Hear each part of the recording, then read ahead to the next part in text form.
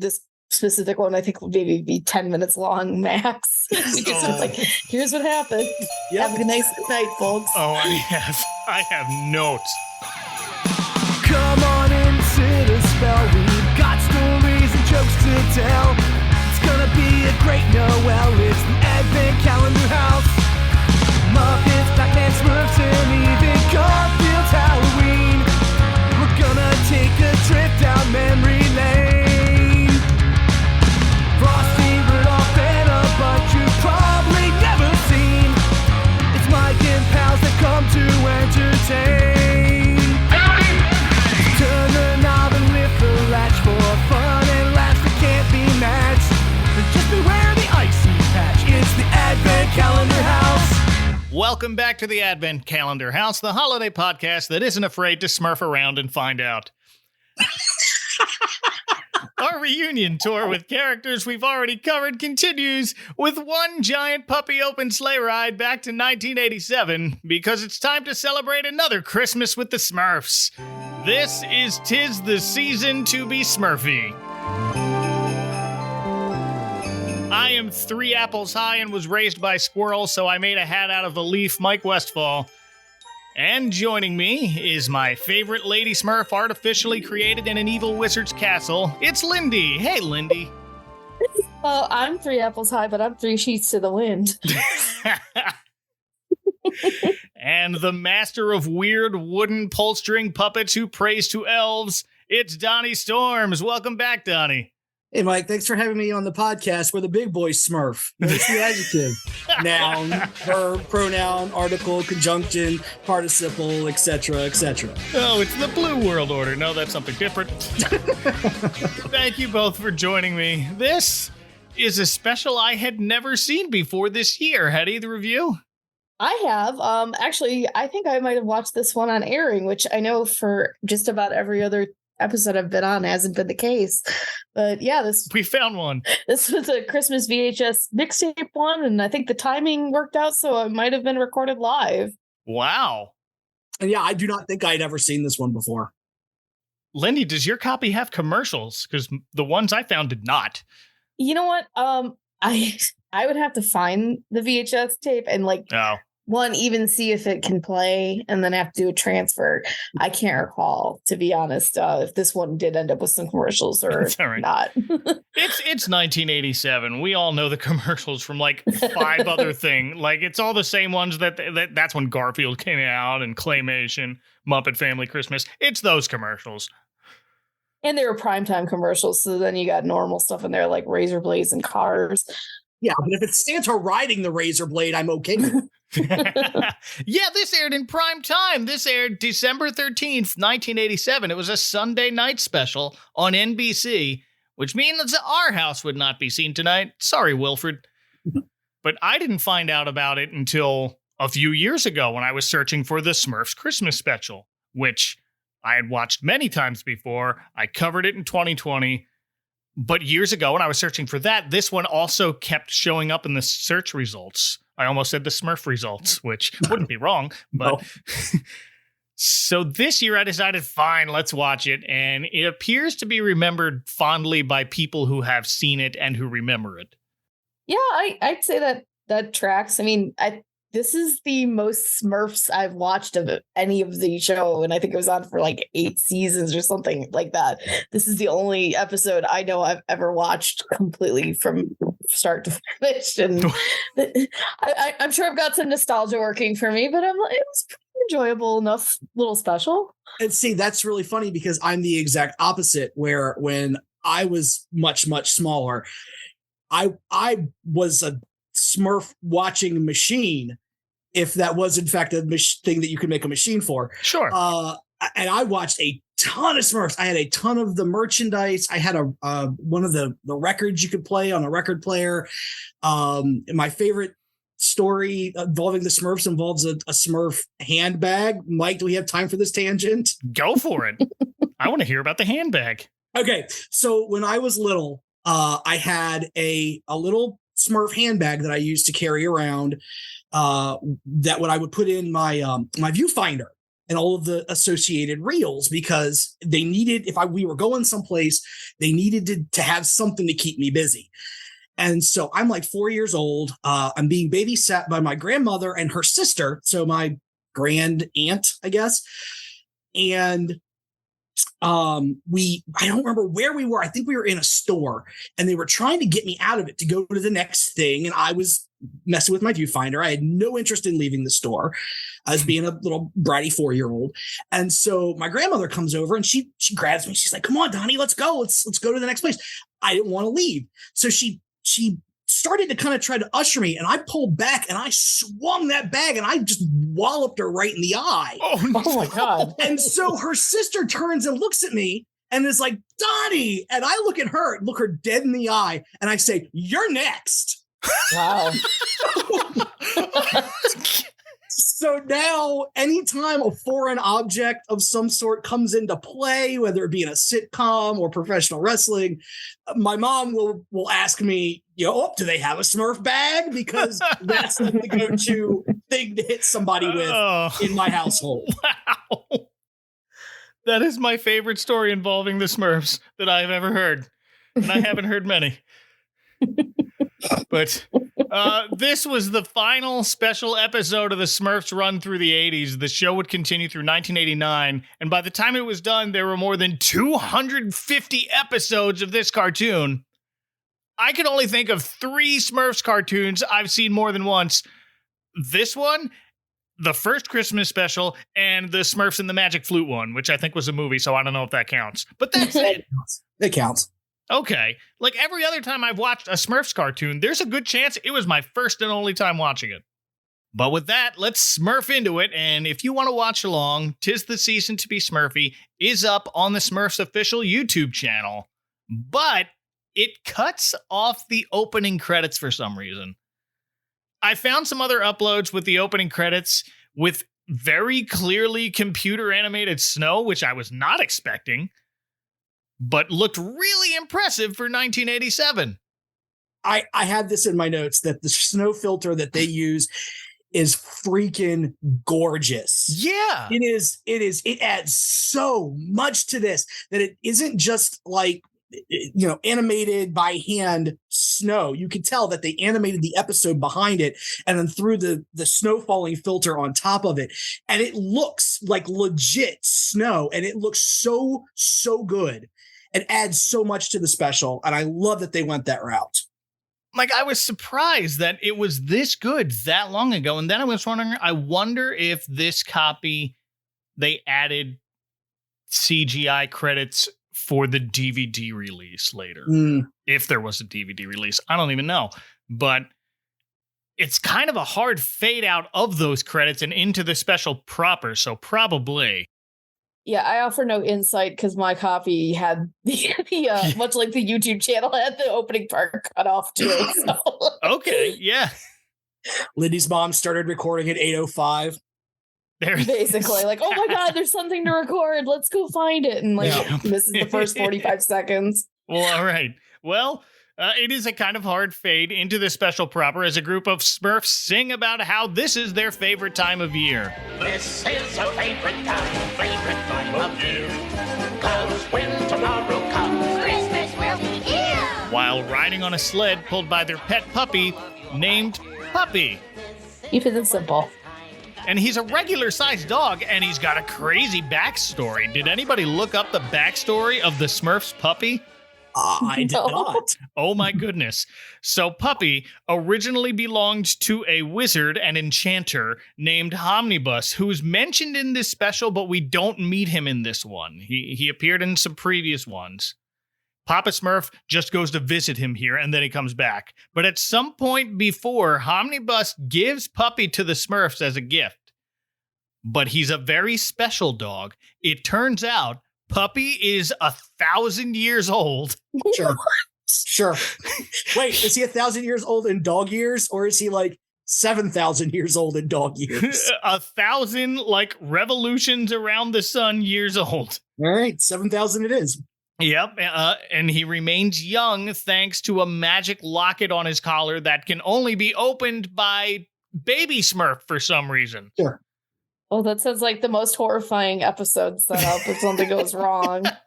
We never even find out what's in the locket besides, quote, the key to all magic. And I'm just thinking, is it love? I bet it's love. It's love. It's absolutely love. It's always love. So Puppy gives these Smurfs a lift back to Smurf Village, where we see pretty much everyone is busy getting ready for Christmas as usual. Greedy Smurf's not making his giant vat of pink gelatinous goodness this time. He's making Smurfberry candy canes. Vanity Smurf is hanging ornaments shaped like his face, and Clumsy's knocking into people. And there's a couple of newer faces since last time we were here. The first is Wild Smurf. He's the easiest one to identify in a crowded room because his hat is made out of green leaves, and instead of white Smurf pants, he wears a brown loincloth. Okay, maybe I'm just putting too many things together, but when I think about like the 80s, I feel like there was a fair amount of content I remember seeing that at some point or another evoked the trope of like child raised in the wild. Because like I think about this character, I think about like some characters from like a video game, like from Final Fantasy 6, like Gao, the kid who was raised in the wild, and then like the whole Howie Mandel movie, Walk Like a Man, where he was like raised by wolves. Like, was this just like an easy writer's trope for if they wanted to have like a non-verbal character? It's like, oh, and he was raised in the wild, and that's it. When did the Jungle Book go into public domain? Maybe it was the 80s. Who knows? Because Wild Smurf is basically Smurf Mowgli. His deal was he was lost as a baby. You ever wonder how Papa Smurf manages to raise a whole society? Well, it turns out sometimes he's bad at it. And Wild Smurf gets lost as a baby. Accidentally abandoned as an infant raised by squirrels. And so he only talks in squirrel chatter. And who else to provide the voice of squirrel chatter than our old pal Frank Welker? Did he leave him out in the woods to like keep the White Walkers happy or something? Wild Smurf sacrifice. Well, the last time we talked about Frank Welker on the podcast was Beauty and the Beast of the Enchanted Christmas. He was that footstool dog. If there's an animal, Frank Welker is there to do it. Yeah, basically. Right. The second new character is Nat Smurf. He's the one in the straw hat. Nat is short for natural. That's right. It's a Smurf with nature themes. Sure. Not to be confused with the nature themes of being actually left in nature. Right. No, yeah, I thought that was Wild's thing too, but no, Nat's deal is he's basically the hillbilly Smurf. He's Cletus from The Simpsons as a Smurf. Complete with a straw hat and brown overalls with a single suspender, and he's voiced by Charlie Adler, which is why he sounds like Buster Bunny with a southern drawl. Hello, Wild. Are you here to help us decorate for Christmas? I like that he actually had, like, all of the other Smurfs, they put the voices through a filter that has them like up several octaves. Right. And and this one they were like, nah, we don't even care. Just have him do the bumpkin voice. It's fine. He can do it, yeah. Last time I talked about Charlie Adler was on Tailspin. He was one of Don Carnage's lackeys, Mad Dog. We're mostly focused on Wild right now, though. He's not exactly sure what everyone else is doing.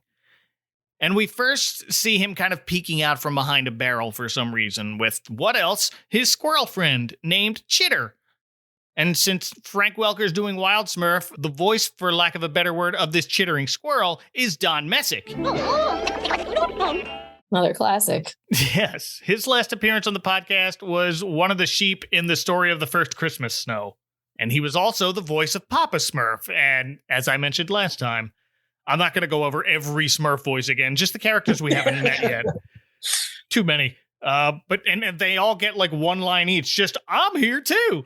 But Papa Smurf reminds everyone it's Wild's first Christmas with the rest of the Smurfs, and he implores all his little Smurfs to keep that in mind and be a bit more patient with him as he learns about the season. But that still bugs Brainy Smurf for some reason. Brainy is just more insufferable than usual in this episode. Well, if it isn't Wild Smurf. Don't just stand around like a Smurf on a log. Start decorating. Brady, you don't often get characters that are just total jerks, but are also like the smartest person into the room if they don't like, trip over their own stuff. I don't know if Brainy's that in this, but we'll get more into that as we go. For now, he just tells Wild Smurf, if you want to help with Christmas, you can start decorating. Up there, and he points to the roof of the nearest mushroom building. So Wild Tarzan's up to the roof on a strand of garland, something I've always wanted to do on my roof, but you know what else I like? Being alive. Like intact legs. Yes. Wild fares better than I would, but does accidentally crash into a snowman. That should soften the blow. So then Smurfette takes Wild around and explains what's going on. I like this part because they have Baby Smurf, who's like right there when this is happening. Right. But Baby Smurf's response is like, yeah, I'm a toddler, and even I didn't screw up the snowman. What's wrong with you? Yes. Baby Smurf knows what's going on better than Wild does. Yeah. Well, I mean, when you're charged with like possibly having the key to all magic and also like possibly killing an immortal dog, like maybe you just grow up faster. I was going to say, yeah, that forces you to mature. Life comes at you fast. Yeah. So now Smurfette takes Wild around and explains what's going on. She shows him some ribbon, says it's for wrapping things. So Wild takes the giant spool of ribbon and wraps up Brainy. That'll learn him. Missed his mouth. Smurfette explains, no, you're supposed to wrap gifts. Okay, let's see who's in charge of wrapping. Oh no, it's Jokey. Christmas is so much fun, Wild. There's singing, dancing, and lots of presents. Right, Jokey? Yeah, lots of big surprises. But here's where Papa Smurf explains at Christmas there's a special spirit of giving and sharing for everyone, not just Smurfs, and he's heading out to deliver a gift to his friend Homnibus, whom we mentioned. And then the Smurfs will all exchange their gifts to each other when Papa gets back. And Brainy wants to know, why not now? The answer is because two other Smurfs aren't with them at the moment. Grandpa Smurf and Sassette Smurf. Finally, they added another girl. I was going to ask, as somebody who, as I admitted, didn't really watch a lot of the actual show, like, it came off to me like this was the special, or at least the season where it's like, oh, we're going to try to introduce new storylines and freshen things up by adding new characters all the time. All three of these characters have a very Cousin Oliver G2 Transformer vibe, where it's like, yeah, they're here, but no one really wants them to be here. We just want the originals that we know, but they need to sell more merchandise, so here they are. Yeah, well, and Sassette had her own episode, which is basically just, hey, remember when Gargamel created Smurfette in a lab as a spy to turn the other Smurfs against each other? What if they tried that again? And the Smurfs fell for it. It's a little different, though. So, yeah. So with Smurfette, and that was a real episode, too. They took that straight from the comics, I guess. But Smurfette snitched on Gargamel, and Papa Smurf used his magic to turn her into a real Smurf. So a few seasons later, Smurfette gets frustrated with that none of the other Smurfs are into the girly stuff that she likes. So some of the younger Smurflings decide to steal Gargamel's Smurfette making recipe to make her a little sister. And Gargamel catches wind of what they're doing, sabotages the ingredients, but Papa Smurf saves the day again, and we got Sassette.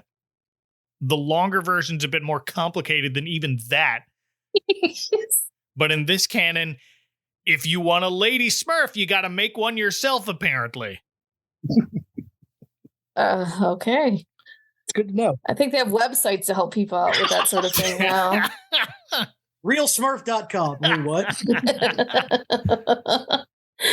This, all I can think of is, I don't know if you guys are fans of the Venture Brothers, but like there's an episode where there's a background argument over how Smurfs reproduce.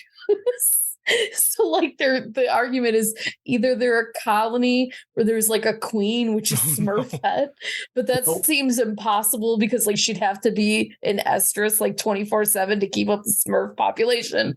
But then the other option is, oh, they have to do it like humans do because clearly they're mammals because Papa Smurf has a beard. No, it's something to do with clay. There's like blue clay. I'm sure getting super biblical.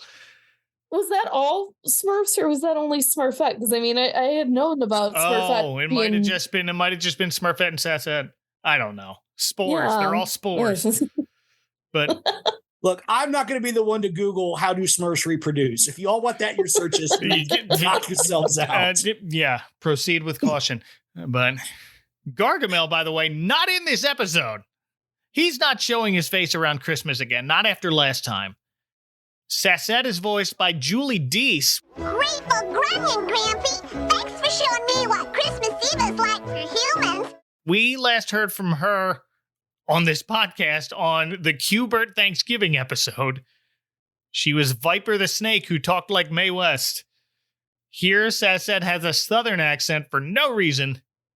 She calls Papa Smurf Pappy and Grandpa Smurf Grampy. Grampy is giving Sassette his Christmas gift to her early by taking her to a human village for a Christmas Eve festival. And Grandpa Smurf is voiced by Jonathan Winters. Smurf a tootie was nothing. Oh my God. What? Yes.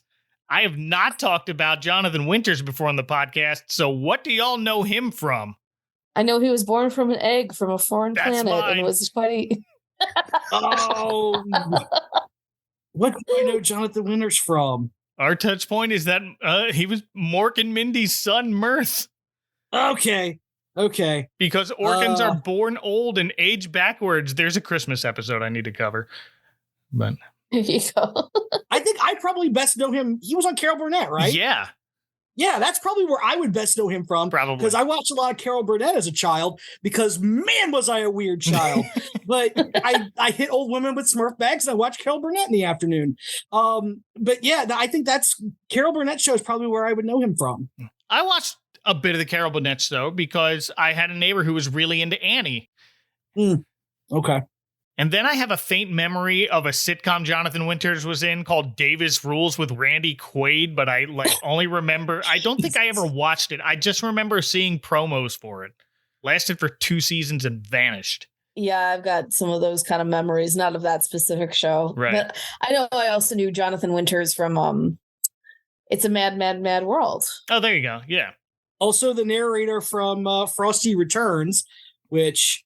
Woof. Let's. Yeah, that I almost put that in this season, and then I decided, I need to let that steep a bit. That one, you could skip that one forever and it would be fine. But Jonathan Winters actually voiced Papa Smurf in the 2011 movie. Yes. Died 2 years later. I was going to say, I had no idea he was even still alive at that point. Damn you, 2011.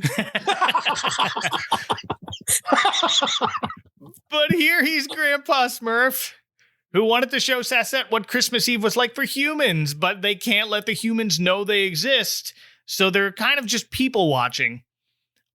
And also people watching from a nearby dark alley is some shady looking guy. We never get his name, but the Smurfs wiki, which exists, calls him the Christmas Thief. Even though he doesn't actually steal Christmas. That's another guy. It's a different guy. But sure, Christmas Thief. That's what we'll call him. Christmas, my favorite time of year, when everyone's purse is full of gold. He is voiced by Bernard Earhart, whom I know best as the GoBots' arch enemy Psykill. I love Challenge of the GoBots. I had a Psykill extra. Actually, I had a lot more GoBots than I had Transformers because we were poor. So I had a boatload of GoBots and like 3 Transformers. I was about even, but no, actually, I think I also had more GoBots now that I think about it. That's okay. So this guy watches from the alley as a man buys a gold necklace. This man is wearing a fancy hat, a robe, and a monocle. Just a bunch of various medieval rich people accessories that don't match because he can. And the Christmas thief runs in to swipe it, almost stepping on Grandpa and Sassette in the process. They go unnoticed and unharmed, but now they watch this guy yoink a bag out of the rich guy's pocket. And Sassette is very concerned and asks her grandpa, why is that human taking the other one's bag? And then I thought, and I'll ask you, do you remember the first time you witnessed someone stealing something either on TV or in real life or whatever? Not a strong memory for me, no. I mean, I remember the first time that somebody stole something from me. Oh, but that was, I left baseball cards in my desk in 5th grade. Oh, no. And we did one of those deals where you'd switch classrooms for like Dare or whatever.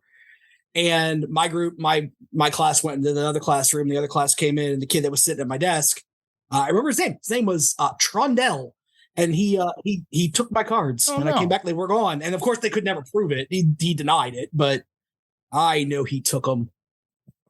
Way to go, doxing Trondell there. I didn't give his last name or his phone number or address. Yeah. Nah. Well, my introduction to stealing as a concept was a segment on Sesame Street about the Great Cookie Thief. Nice. Oh my God. I forgot about the Great Cookie Thief. I Yeah. had that book. I loved it so much. Yeah, there was a little golden book starring Cookie Monster in the Old West standing next to a wanted poster of himself, but when no one else is looking, he draws a mustache on the poster. As one does. Right. I had the read along book for that. Oh my God. That's you unlocked a core memory. I haven't thought about it in a while. Oh, So perfect. thank you. You made me happy. My work here is done. But back to this robbery, Grandpa takes an apple, throws it at the thief, and nails him on the hand, causing him to drop the money bag and run away through a crowded street. It's a big apple, too. Grandpa's only 2 of this apple tall. So this kind of bugged me because exactly the apple, like I thought Smurfs were 3 apples tall, and they most certainly were not 3 apples tall in this particular special. Yeah, no. I thought maybe it's a big apple. I mean, maybe it's like an ant thing where, you know, how ants can lift up a portion of their body weight. So maybe like since the Smurfs are smaller and denser, they can carry heavier things. That's it. So next, Grandpa and Sassette follow an old man selling homemade puppets, but no one seems interested in them. And they're a weird sort of pull string puppet.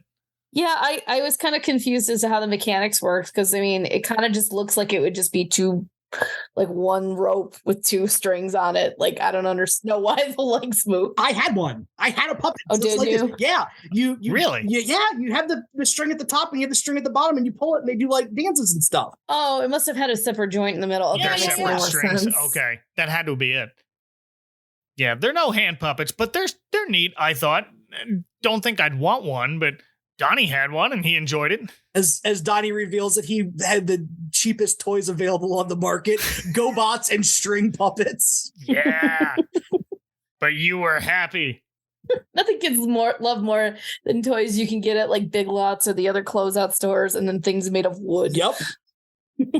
And you loved them. I did. That's all that matters. Now, I had a bunch of wooden, like, Amish-made toys, too, that I played with a lot as a kid, so I have no room to talk. There you go. And here, one boy does take interest in these puppets. Sir, please wait.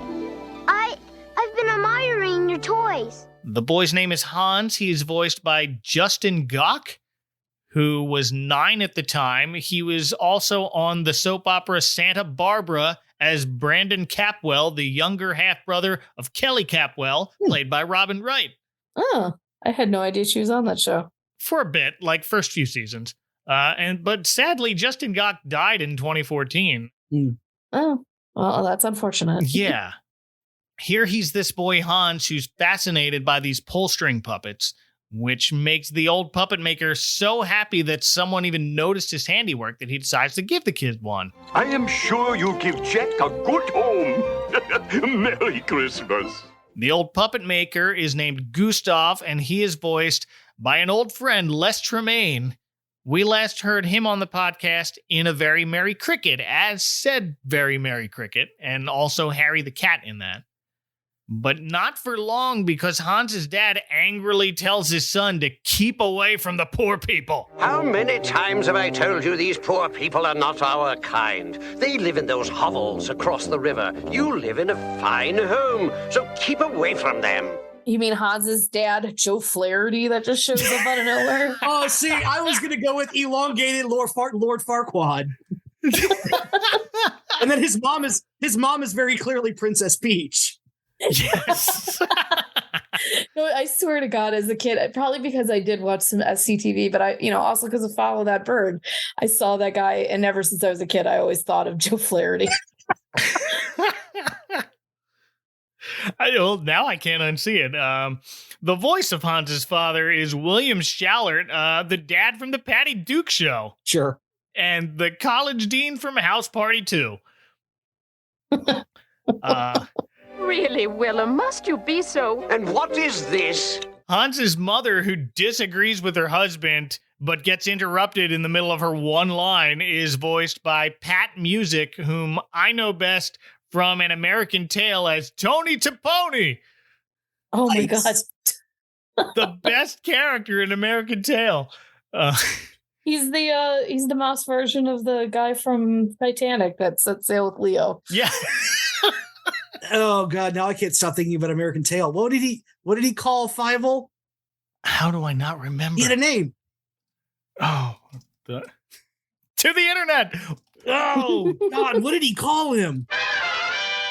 Philly. How did I forget Philly? Philly Mousekewitz. Yeah. Of course, the line from that I always quote is the pigeon. Henri, you said never. Oh, so I did. Oh. That's my favorite line in the whole movie. Oh my God. Sorry, tangent. No, all good.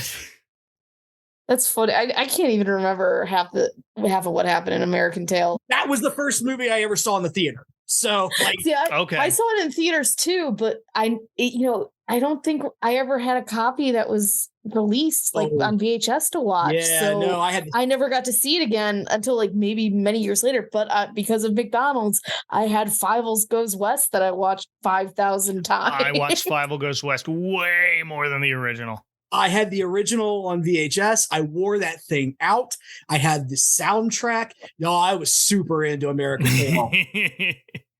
Pat Music, sorry your only line gets interrupted by your snooty husband who throws the puppet in the road where his carriage runs over it in front of Gustav. Which this is super weird to me because this is a rich guy.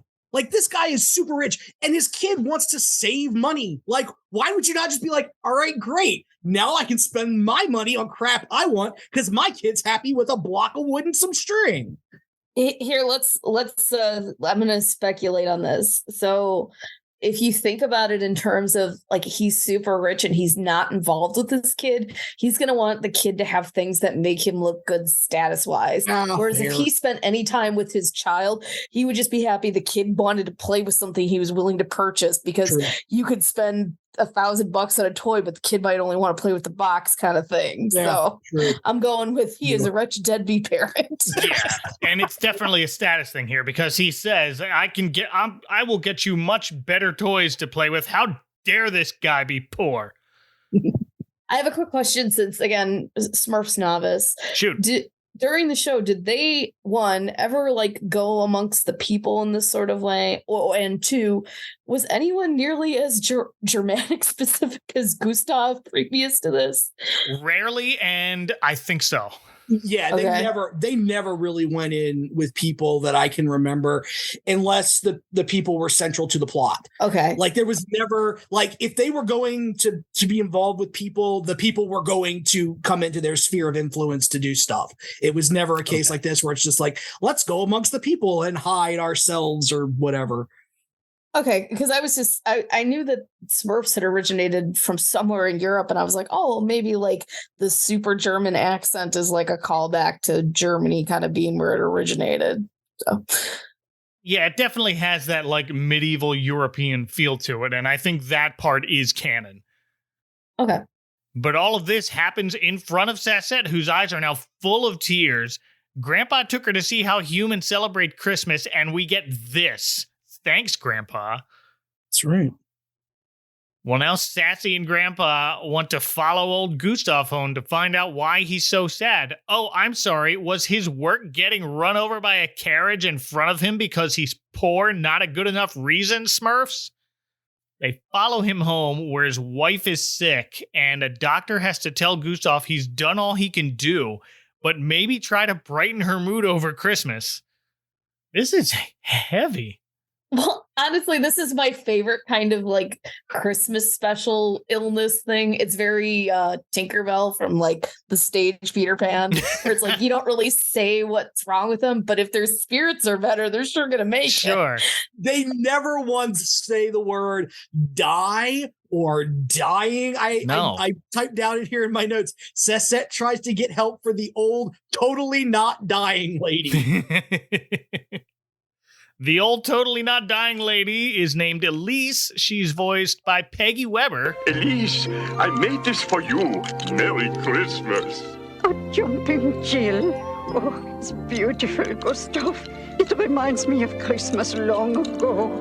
IMDb tells me Peggy Weber is best known on screen from Orson Welles' adaptation of Macbeth as Lady Macduff. Wikipedia tells me she's had a very long and successful career in radio and founded the California Artists Radio Theater. And as far as I can tell, she's still alive at age 97. Must have been the elves. Must have been the elves. She's an old, totally not dying lady. That's right. Maybe she has a locket with this secret to magic in it. She got it from the puppy. That's right. It accidentally, later they just start taking like wrapped gifts. Just take some. Let them have some under the tree. So maybe that got mixed in with it. They check the next morning and puppy is a dog. What happened? Well, we lost his locket. What are you going to do? Womp womp. So Gustav shows Elise one of his girl puppets, and she loves it. Reminds her of Christmas when they were very young. But that doesn't quite seem to be enough to make her feel better for too long.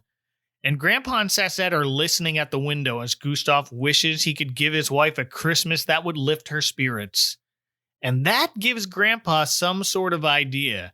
We don't know exactly what yet, but Gustav apparently heard the two Smurfs talking outside on the windowsill and goes to look. And he does get a glimpse of tiny footprints in the snow before the wind blows them away. So for a tiny second, he thought, could it be Christmas elves? Sure. Well, actually, Elise sort of teases him, says, oh, did you hear elves? Because that was the story he was trying to tell to cheer her up, but it's not working.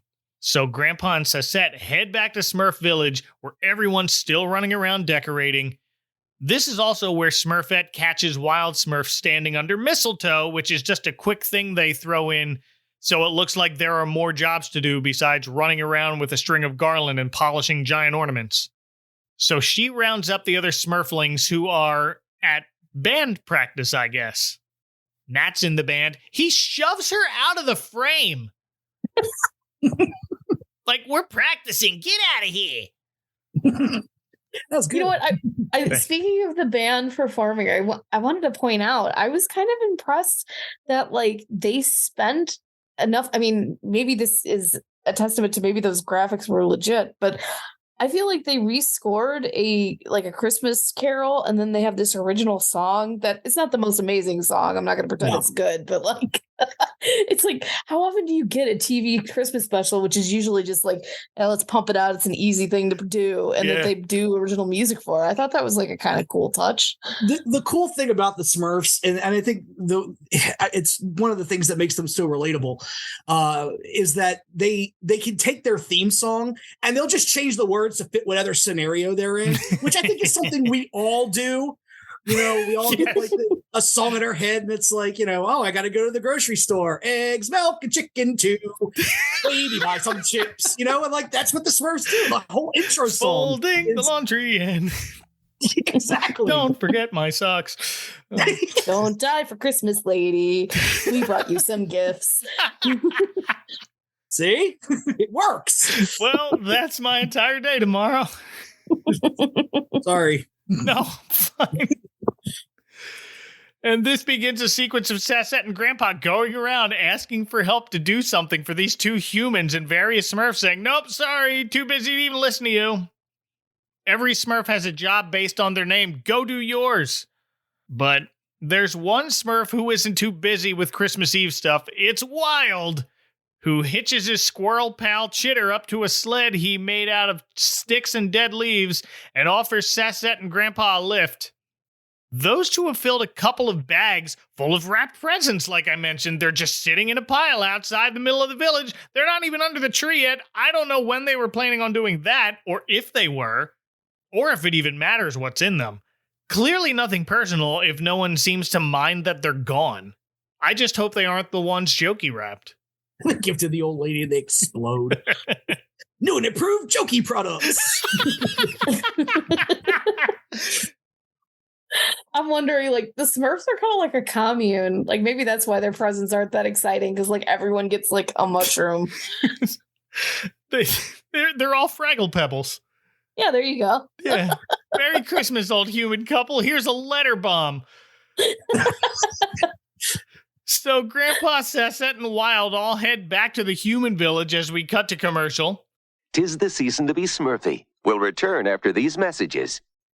Hey, Smurfs, let's surprise Papa with breakfast in bed. Yeah! Smurfberry Crunch is fun to eat. A Smurfy fruity breakfast treat. Made by Smurfs so happily, it tastes like crunchy Smurfberries. I hate cows. It's berry shaped and crispy too, in very red and Smurfy blue. Smurfberry Crunch? My favorite. It's our favorite too, Papa Smurf. Smurfberry Crunch cereal, a very Smurfy part of this nutritious breakfast. You know how some people are really into watching bad movies? It's basically that, just with more princesses. Bad Princess Movies is the podcast that seeks to catalog all of the terrible movies about princesses and princesses to be. I am your host Christy, and I like to torment my friend and co-host Bree by making her watch and talk about these awful, sometimes downright terrible princess movies. That's really all there is to it. So if you want to hear us goof on these films and don't mind a bit of swearing while we're doing so, come and join us on our podcast, Bad Princess Movies. We now continue with 'Tis the Season to be Smurfy. And when we returned, Papa Smurf is back holding a present from his friend Omnibus to Grandpa, and it's Greedy Smurf who has to tell Papa that Grandpa and Sassette did come back, but then left again after they kept talking about some old humans that need our help. And Greedy actually admits that he was too busy to listen. That's some self-reflection right there. That's it, yes. But if you think that's bad, Brainy adds they went to the human village. Can you imagine leaving a perfectly Smurfy Christmas party to go see some old humans? And Papa immediately replies, yes, you dummy, maybe they can't help themselves. And Brainy just stares dumbfounded at Papa like he knows he messed up. You'd think the smart one would figure out, oh, maybe this sick old couple can't care for themselves. Brainy doesn't have foresight. He can just figure stuff out. I mean, He's good for math, not for people. He's like Sheldon Cooper. I mean, he's book smart. He's never going to figure out when he's being a jerk. That's it. This whole segment is hilarious to me because, you know, we get the segment where they're all clearly too busy. And I mean, Smurfette even does the classic thing where it seems like she's listening and she's like, oh, I'm sorry. And they're like, yeah, you're sorry. Let's go get help. She's like, no, I meant I'm sorry. I don't have time to listen to you. Please stop talking. Right. They're all little red henning him. And then Papa Smurf comes back from his, Chekhov's visit with Omnibus. And everyone's like, oh, yeah, they were here. We were too busy doing this. And he's like, well, why were you too busy? They're like, oh, yeah, no, totally. We know we're going to help right now. They all do a 180 real quick as soon as Papa Smurf comes back. I just think it's funny. They all turn into pick-me Smurfs. Yeah, right. Well, you've never seen Papa Smurf very mad, have you? No. They don't want to either, so maybe I'm not sure I want to. And now the younger Smurflings are the ones who finally come up with the idea that, hey, maybe we can share some of our Christmas with them, including their tree, which is easily picked up and carried off by Hefty and other Hefty. Why not? Clones. Our Hefty's in a red scarf. This other Smurf's wearing a blue one. And thanks to the Smurfs wiki, by process of elimination, I've determined this is Timber Smurf. We could give those humans some of our decorations for their tree. But Sassette said they don't even have one. We could share ours. Give me a hand, Hefty. Also voiced by Bernard Earhart, so the Smurfs load everything up on a human-sized sled pulled by Puppy. they almost leave without Brainy, who's too busy going, this is ridiculous, because Brainy Smurf, Donnie, is another Christmas shoes guy. He is. It's true. Oh God, what an awful song. He's not in that Christmas mood. No. Last time Donnie was on, he said Gobo Fraggle was a Christmas shoes guy, which he 100% was. Right. Sir, I want to buy these Smurfs. Can you buy Smurfs? We're going to kill that grandma over there to make sure Brainy Smurf appreciates Christmas. That's right. We want her to look beautiful when Grandma meets the Smurfs tonight. Brady's less of a Christmas shoes guy than Gobo was, because he's actually in a Christmas mood, but he doesn't see why he has to move their party somewhere else. But then he sees everyone else leave on the sled with the tree and all the presents, so fine, he runs to catch up. And then about 30 seconds later, they catch up with Grandpa Sassette and Wild, and that's when Brainy takes credit for the idea. Yes, Papa Smurf and I decided to bring a little holiday spirit to those needy humans. Shut up, Brainy. So the Smurfs arrive in the human village, and they have to stick to the alley so no humans see them. Also out and about is Hans's stuck-up dad, who's now carrying a tall pile of gifts that are just so much better than puppets made by poor people. He's the type of dad that would give you the Christmas present and leave like the price tag on it. Yeah. Yeah. Look how much I paid for this. I don't speak from experience or anything. Hey, at least yours got you gifts. Couple times. Mine just straight up sent me a check with $20 in it. I would have rather had the 20, to be honest. I would have rather had a father. I don't know. Knowing which one I would have been set up with, I think I'll pass. Yeah, you know, if the choice was $20 or having my father, definitely the $20. Drama now at Christmas time. Yeah. Anyway, we're working through some stuff tonight. My dad listens to my podcast. He loves me. Hi, Mike's dad. Hi, Mike's dad. Hi, Mr. Westfall. Oh, but the snow's starting to pick up, so Hans's dad decides to take a shortcut home now that all the peasants are in their houses and away from him. He takes a shortcut through Crime Alley. Yeah! He stupidly decides, I'll take this dark alley home. Thomas and Martha Wayne are over on the side. Yup. That's my next note. Sorry. No, it's okay. I love it where it's sync. I'll take this dark alley home with my big pile of expensive things. And sure enough, our Christmas thief returns to take Hans's dad's bag of money that he just wears in his belt without securing it. I'll just wear my credit card on my necklace so I know where it is all the time. And then Hans becomes Batman. But I don't think we see Hans again. We only see the parents. No, we never see Hans. It's reverse Batman. It's reverse Batman. But Puppy crashes into Hans's dad. Oh, there's the tragedy. Knocks him out. Hans's dad is fine. It's okay. But knocks out the dad. Also knocks Brainy and Hefty off the sled without anyone noticing. Hefty notices the thief running away, so he insists on going after him. Brainy's a little slower to go after the thief, but picks up the pace real quickly when he finds himself face to face with the largest, scariest rat I have ever seen in animation. It's got the face of a dog at one point, like an animated dog. And this thing, like, if Smurfs are 3 apples tall and this thing is bigger than the Smurfs, that's like New York City rats. That thing is just ginormous. That thing's the size of Splinter. And it roars like a dinosaur. Hefty! Help! Inappropriate animal noises. Yeah, well, it's clearly Frank Welker because he does all the animal voices. But for a second there, I thought I heard a hint of a Dr. Claw growl from this rat. I'll get you next time, Gadget. That rat went on to be the big cheese from Samurai Pizza Cats. Yeah, it was about the same time. Who stole from whom? So Hefty has to come to Brainy's rescue by tying the rat's tail to a hook on the wall, and they escape. The rest of the Smurfs arrive at Gustav and Elisa's house, but by this time, those two have gone to bed. And Papa decides, that's perfect. We'll leave them a little surprise for Christmas morning. And they start putting up their tree inside their house. And reminder, Smurf Village is in the middle of the woods, so it's a normal-sized Christmas tree.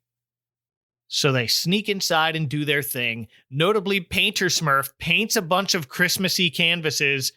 I want whatever magic paint he uses because his brush just looks like it's got white paint on it, and he just brushes it across the canvas. And when he does, a full-colored image sort of spills down into place like one of those watercolor books when you were a kid. It's Smurf magic. Yes. Yeah, he's got that cartoon magic paint like they used to have for like the Looney Tunes when it would be like Daffy versus the paintbrush and stuff. Yes. Even Wild gets to help by hanging garland from the ceiling and mistletoe so he can get another kiss from Smurfette. And they all would have gotten away without being seen, but Clumsy Smurf exists. He knocks over one of Painter's paintings into a basket of candy canes that sets off some sort of Pee-wee's Big Adventure domino effect that ends with an ornament falling off the tree and shattering, and that's enough to wake up Gustav, who comes out of his bedroom just in time to see the Smurfs scatter. I mean, don't you guys, when you decorate for Christmas, create an elaborate Rube Goldberg device in order to alert yourself? I mean, I do. Of course. How else am I going to feed the dog? But that's what everyone did. Yeah. Of course, Gustav believes it's the elves. So he runs to tell his wife, who doesn't believe him. But he helps her out of bed so she can see for herself. And I guess the Smurfs decided to just hang out and tell him, yeah, sure, we're a bunch of elves. Because I guess that was easier than having to explain what a Smurf is. I don't know. It's fine. I feel like if you had to explain a Smurf, it would be like Homer Simpson trying to explain what a Muppet is, where it like never goes anywhere. Sassette tells the couple they did it all for them and explains it with a song. This is the season for sharing. This is the season for caring.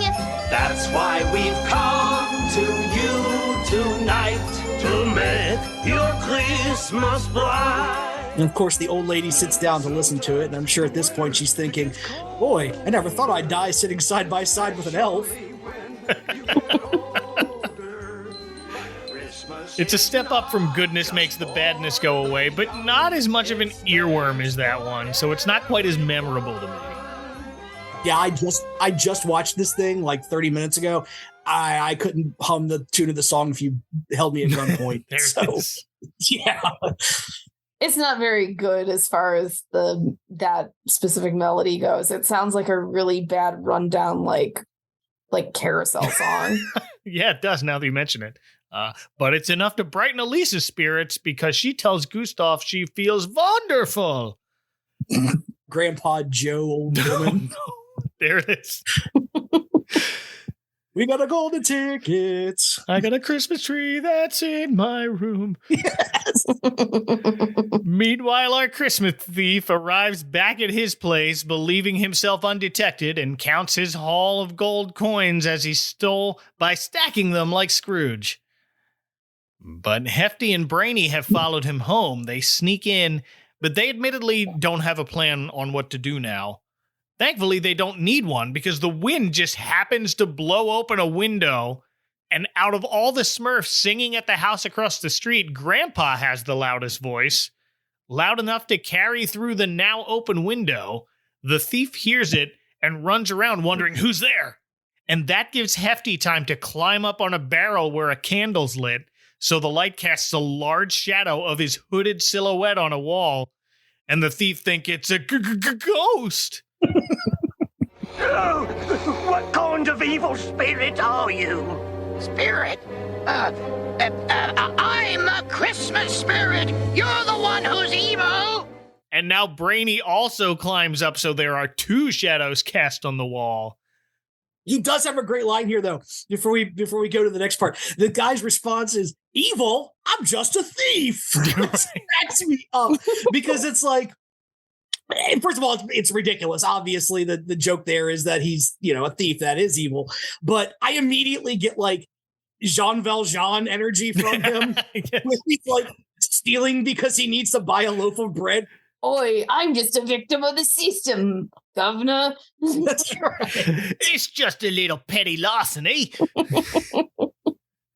One thing I forgot to mention when we were talking about the voices, but like Hefty Smurf's voice, I kind of love how like gruff it sounds. And I feel like in the cartoons I've watched, like in the years since like being a little kid, you never hear that like same quality of voice. And I mean, it's probably because we don't let 4-year-olds start smoking cigarettes now, but like there's some level of nostalgia to it for me that I'm like, oh yeah. Well, that's another Frank Welker character, so he's bringing his A game to everything he does. He's Gruff Fred. It's Gruff Fred from Scooby-Doo. But now Brainy also climbs up there, and there are 2 shadows cast on the wall, but it's Hefty who comes up with, oh yeah, Christmas spirits always come in pairs. Which is bullcrap. Yeah, right. They always come in 3s. Yeah. We know this. Exactly, 3s. We always thought as kids that Brainy was supposed to be the smart one. It turns out he's not as quick on his feet as he wants us to believe. Well, and you know what? This is the second time because, like, the rat, like, you would think Brawny would, like, punch the rat in the face, and that's how they escape. No, he does the smart, brainy thing of tying its tail up. So, like, what is Brainy's purpose here other than, like, pretending to be smart? They call him Brainy, ironically. Yes. It's like a pat on the head. They know he's dumb as a bag of hair, and they're still like, yeah, all right, you're brainy. Great. Yeah, you're brainy Smurf. That's your thing. You're smart. You're a smart little fella. Middle manager Smurf was just too long. Yes. But Hefty and Brainy convince this thief he should be giving and sharing instead of stealing, and the rest of the Smurfs singing across the street now starts pouring in through the window. And what happened then? Well, in Smurf Village, they say that the Christmas thief's heart grew 3 sizes that day. Well, maybe not yet. First, Hans's father has come back with the cops. It's the sheriff and another guardsman armed with halberds. I know what they're called. Thanks, The Legend of Zelda. And he also dragged his wife and son out on the snow in the middle of the night. Yeah, there's Hans. He drags Hans and his mom out of bed in the middle of the night for no reason to, like, he wanted to find the thief and say, look at the man who stole our Christmas. He wanted them to be like, oh, Daddy's a hero. Look at Daddy stop crime. Daddy's a vigilante. So the guards have followed the thief's footprints back to his corner of the village, but the thief dropped the bag of money outside before he emptied it and brought the gold inside with him, and he left the bag outside his neighbor Gustav's house. So while Gustav's inside thanking the Smurfs, and Elise gives Sassette one of her husband's puppets, there's a knock on the door, and all the Smurfs hide. And immediately, Hans's judgy father barges in, points at the tree and decorations, and says Gustav must be a thief. He couldn't afford these decorations without stealing. And just like a cop, they believe them. Of course.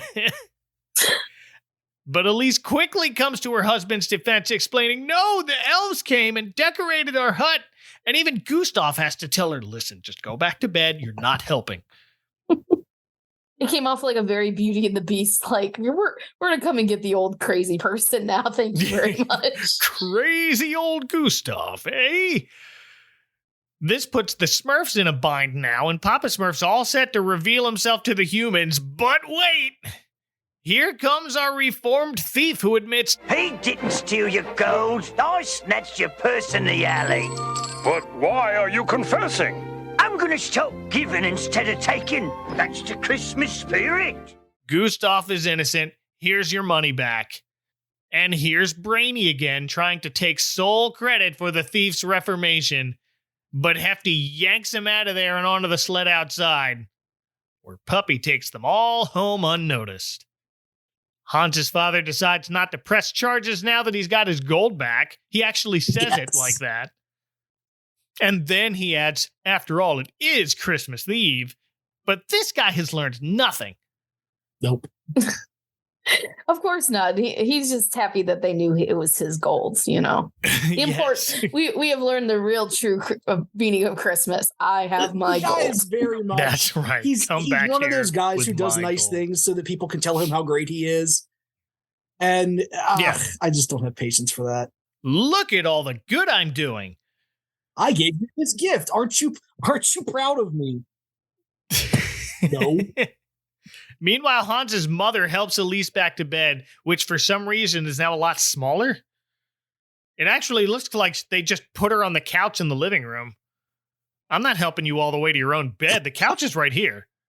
Oh, by the way, I love your decorations. Elise tells her it was the elves. They're hiding under my bed. Look, but of course, the Smurfs are gone by now. We see them riding home as Papa remarks, Wild will never forget his first Christmas. And I remark, wow, I forgot Wild was here. And now it's finally time to exchange their gifts. Brainy just couldn't wait any longer to give everyone in Smurf Village a copy of his book of Yuletide quotations. Is this like, what is this? Is this like... Merry Christmas, here's my stupid book. You're right, he's Sheldon. Exactly. What is a Yuletide quotation? Like, I don't know. I think it's like, it's a donation to the Human Fund, basically. Okay, that's exactly what I have down here. Yuletide quotations might as well be giving stars named after them or charitable donations in their name. The Smurf Fund, the Brainy Fund.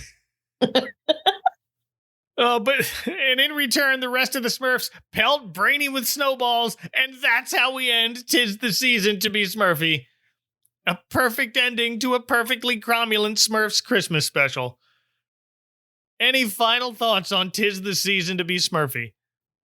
I think it's completely adequate. I mean, again, I know that I have nostalgia goggles on, but like, it kind of has one of those.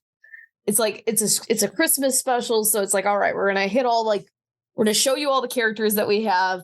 You're gonna get some of the favorites showing up here. You know, we're gonna throw Poochie in because we got Poochie in, this season, and then it like ties up the story, and it doesn't get too schmaltzy, and it doesn't get like too ridiculous with some of the logic as far as some of the jumps they make. And it's a tight 30 minutes. It doesn't drag on too long, so I got to give it points for all those things. And you know what? The script doesn't rely overly on using Smurf as a noun, verb, pronoun, whatever.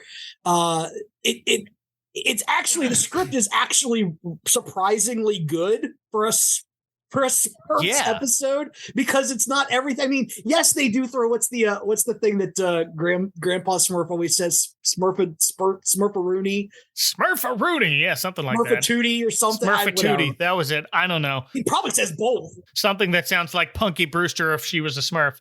Yes, but or the dance that Booker T would do if he was a Smurf. Smurfaroonie. But no, it doesn't rely overly on that, which I think if you watch some of the older episodes, the Smurfs do kind of rely on, this is so Smurfing exciting. Yeah. So the script is really good. The voice work is good. I enjoyed it. Is it going to enter my yearly rotation? Probably not, but I liked it enough that, when we get around to the Christmas time, I may throw it on as background noise. It is less of a chore to watch than some things, that's for sure. Absolutely. And I don't think I'll watch this every year. I like the older Smurfs Christmas special better, where they stop the ring of fire with the power of song. But this one's got a good heart, and it's not afraid to go all in on, can you believe these rich jerks? Yeah, that's what kind of won me over, is that the thing is very clearly thumbing its nose at the rich people and the whole materialistic lifestyle. Yeah. And I kind of enjoy that. But thank you both for smurfing through this with me. It's a pleasure as always. I was happy to dance with the Smurfs. Well, if people want to sneak into your living room and decorate while you sleep, where can they find you on the internet, Lindy? I guess for the time being, still on Twitter at I Eat Video Games. Who knows at this point? And Donnie. Yeah, I'm also on Twitter at Boxcar45. I never use it anymore. I'd really prefer if you wanted to visit me, visit my band's SoundCloud. We still have one of those. I'm sure Mike will link it somewhere in the notes or whatever. I sure will. Yeah, visit that. Listen to stuff. Yes, please do. You can find those links, as Donnie mentioned, in the show notes or at adventcalendar.house. I have a link tree for my stuff, so if Twitter goes away, you can still find me there. Linktree.com/adventcalendarhouse. But also the website. But next episode is different from all other episodes because we're watching a special from a holiday I haven't talked about yet. Stay tuned. Till then, for Lindy and Donnie from underneath a stagecoach that just ran over my life's work, this is Mike Westfall reminding you to stay out of dark alleys when you're carrying boxes of expensive gifts, and please watch out for that icy patch. Good night!